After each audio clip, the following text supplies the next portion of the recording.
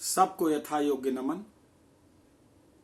मैं आपके सम्मुख 344 आत्म परिचय का परिच्छेद लेकर उपस्थित हुआ हूं।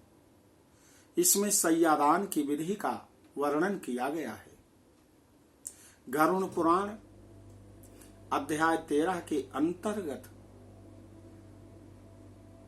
सर्वप्रथम सय्यादान की विधि बताने के पहले माता भगवती के चरण वंदन हेतु शंखन ध्वनि।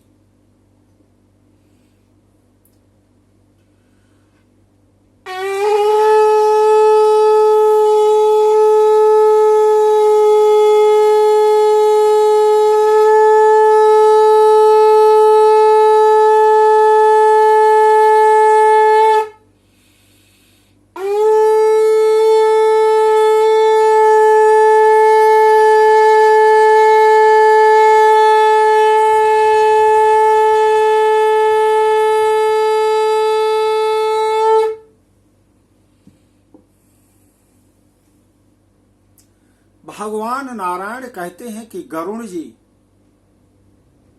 सय्यादान का बड़ा ही महत्व है। सय्यादानम प्रशंसन्ति, सय्यादानम प्रशंसन्ति सर्वे देवाः सवासवाः तस्मात् सय्या प्रदातव्या मरणे जीविते अपि वा। शारदारुमयीं रम्यां सुचित्रैश्चित्रितां दृढां पटसूत्रैर्वितनितां हेमपत्रैरलङ्कृतां हंसतोले प्रतीक्षानां शुभशीर्षोपधानिकां प्रच्छादन पटियुक्तां पुष्पगन्धैः सुवासितम् दिव्यवन्दै सुबद्धां चासु विशालां सुखप्रदां शय्यामेवं विधां कृत्वा ह्यस्त्रितायां न्यसेद भुवि छत्रं दीपालयं रौप्यं चामरासनभाजनं भृङ्गारं कारकादशं पञ्चवर्णवितानकम् शयनस्य भवेत् किञ्चिदद्य च अन्यद उपकारकम् तत्सर्वं परितस्तस्या स्वे स्वे स्थाने नियोजयेत् तस्यां संस्थापयेत् धैर्यं हरिं लक्ष्मी समन्वितम् सर्वाभरण संयुक्ताम आयुधांबर संयुतम। गरुड़ जी इंद्र सहित सभी देवता सय्यादान की प्रशंसा करते हैं।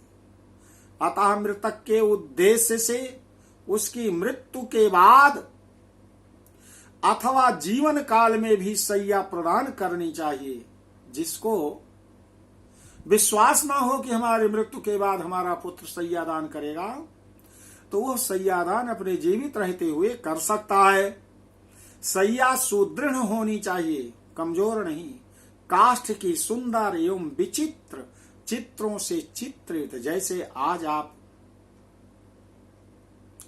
अपनी बेटी के विवाह में बेटी के लिए देते हैं, वह वैसी सय्या होनी चाहिए। दृढ़ रेशमी सूत्रों से विनी हुई तथा स्वर्ण पत्रों से अलंकृत हो। श्वेत रुई के गद्दे सुंदर तकिए और चादर से युक्त हो एवं पुष्प गंध आदि द्रव्यों से सुवासित हो। वह सुंदर बंधनों से भली भांति बंधी हुई हो और पर्याप्त विशाल हो तथा सुख प्रदान करने वाली हो।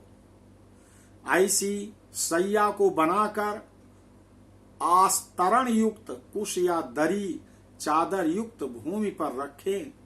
उस सय्या के चारों ओर छाता, चांदी का दीपालय, चमर, आसन और पात्र, श्रृंगार, भृंगार, झारी या कलश, करक, गरुआ, दर्पण, 5 रंगों वाला चंदवा तथा शयनोपयोगी और सभी सामग्रियों को यथास्थान स्थापित करें, सजाएं।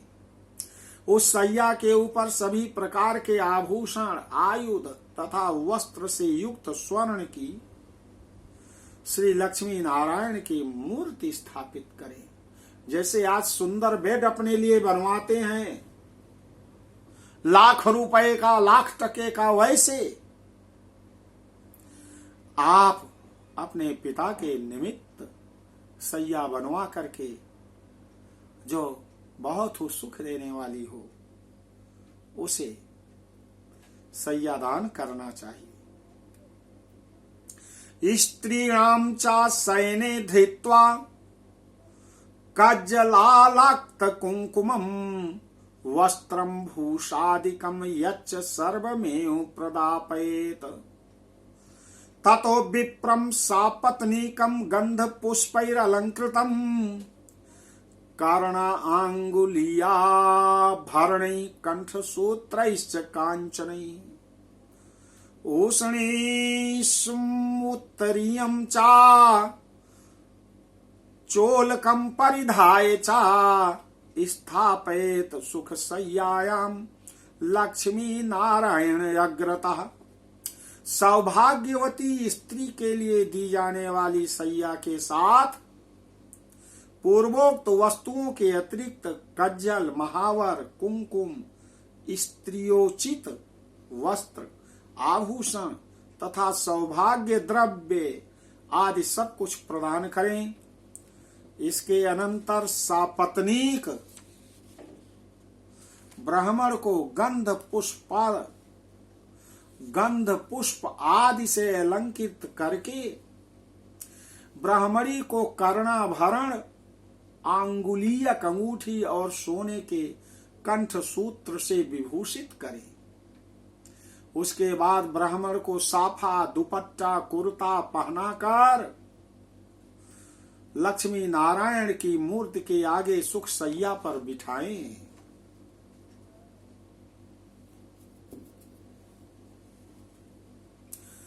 कुंकुमई पुष्पमालाभिर्हरिं लक्ष्मीं समर्चयेत् पूजेत लोकपालांश्च ग्रहान् देवीं विनायकम् उत्तराभिमुखो भूत्वा गृहीत्वा कुसुमाञ्जलिम् उच्चारेदिमं मन्त्रं विप्रस्य पुरता स्थिता यथा कृष्ण त्वदीयास्ति शय्या क्षीरोद सागरे तथा भूयाद शून्येयं मम जनमनि जनमनि। कुंकुम और पुष्पमाला आदि से श्री लक्ष्मी नारायण की भली भांति पूजा करें। इसके अनंतर लोकपाल, नवग्रह, देवी और गणेश जी की पूजा करें।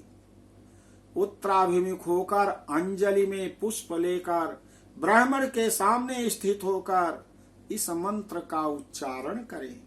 हे कृष्ण,